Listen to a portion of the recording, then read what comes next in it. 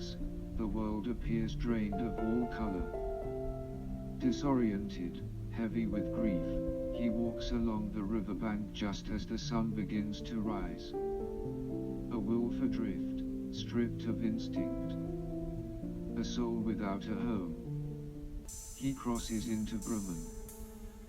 The city engulfs him, a tide of foreign scents, the sharp screech of trams, human voices echoing. Everywhere light. Everywhere movement. He wanders through streets, narrow and twisting, hemmed in by houses that reach upward the sky. This is a world he does not understand, a world that threatens and suffocates him. The walls close in, a maze of streets where each turn leads him further away from the freedom he knew. A dead-end alley. He loses his way. His instinct, once sharp as wind, now dissolves in concrete and noise. Panicked, he slips into a garden, not grown, but arranged. His fur brushes roughly against the splintered wood of the fence. When he rushes toward the exit, the chaos of the city rises again before him, pressing in on all sides. And then, finally, a path, narrow and unwatched, that leads away from the shouting chaos of the city. Back to the wild. Here, in the hush of the countryside, he begins to calm. He lifts his head to the sky and howls. A howl of mourning. Of vanished lives, of paws that never touched soil. The wind whispers gently, as if trying to comfort him. But Rafael does not hear it. All he hears is the silent Syrah left behind. As the late afternoon leans into evening, and the sun stretches long shadows across the land, Rafael cautiously steps into the weather. The current pushes and pulls, but soon he feels the reassuring solidity of the riverbed under his paws. He climbs out and shakes the water from his fur. For days he wanders, along paths no longer walked. Moss yields to jagged stone, trails shaped by wind and time. Here, he feels small, yet at the same time protected. This is a place of untouched silence, a refuge hidden from all the noise that humanity brings.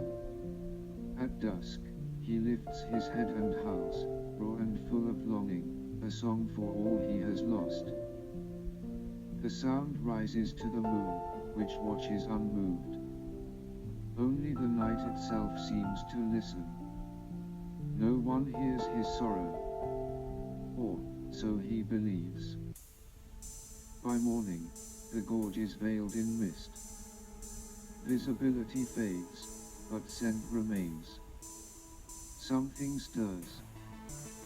A trace on the wind, foreign. The hairs on his neck rise, silent and alert. From the fog, a shape takes form, black, lifeless, a shadow without a soul. Rafael's eyes narrow. Every muscle in his body tightens, ready to fight. The creature that emerges is a wolf. Its head covered in scars, its coat dull and black, like an abandoned nest. Yet, in its eyes, there is not the threat Rafael expects. It is Samuel, once a wolf of the dark plains. He was born where the night never ends, in a den of grim spirits. His pack was not made of fur and flesh, but of shadows and silence. In their world, weakness was a sentence, mercy a weakness. They didn't hunt prey, they hunted fear.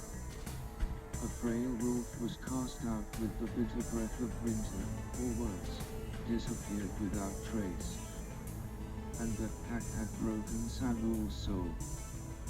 Even as a pup, he had always been an outsider, a stranger in his own black pelt.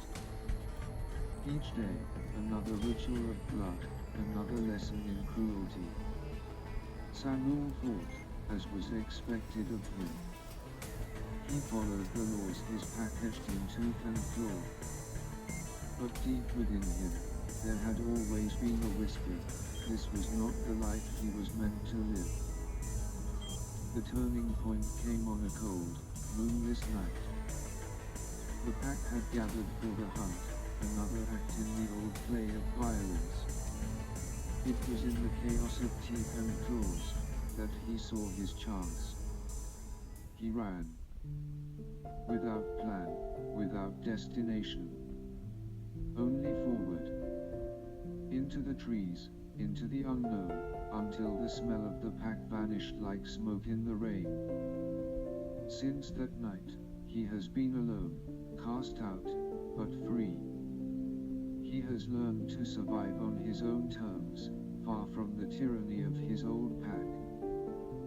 True strength is not in the tearing of flesh, but in the quiet defiance of walking away from that which threatens to destroy your soul.